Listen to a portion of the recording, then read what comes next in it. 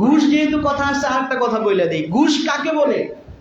ঘুষ বলা হয় এমন জিনিসকে যেটা দিয়া আপনি যেটার হকদার না সেইটা কামাই করা হয়, সেইটার মালিক হয়, ওইটাকে বলে ঘুষ।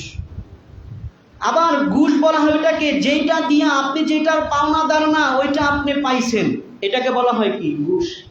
আবার ঘুষ বলা হয় ওইটাকে যেটা আপনি এমনিই দিতে বা করতে বাধ্য, ওইটা কইরা আপনি আবার এক্সট্রা কিছু নেন, এটার নাম কি?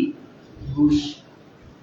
হাদিস আল্লাহ রাসূল বলছেন, আর রাশি ওয়াল মুরতাশি কিলাহুমা ফিন্নার, ঘুষ খানেওয়ালা এবং ঘুষ দেনেওয়ালা উভয়ে জাহান্নামী। বলে নাউজুবিল্লাহ।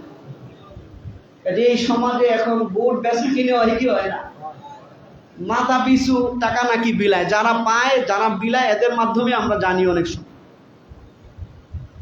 মনে রাখবেন, আপনি দেশের জনগণ হিসেবে এটা আপনার গণতান্ত্রিক দায়িত্ব কি দেওয়া?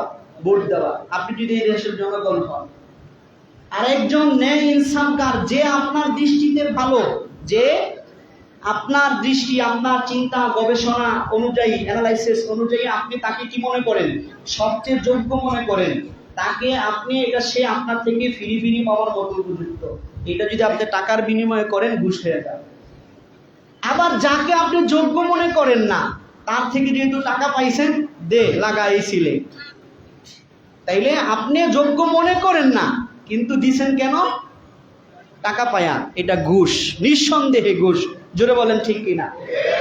কাজেই যাকে, আমি নির্দিষ্ট দল বলবো না, আপনি যাকে দিবেন আপনার গবেষণা চিন্তা অনুযায়ী, ওলামায়ে কেরামের আলোচনা পরামর্শ অনুযায়ী যাকে আপনি যোগ্য মনে করেন, যদি বাস্তবেই আপনার কাছে তাকে যোগ্য মনে হয়, তাহলে তারে ফিরি দেন।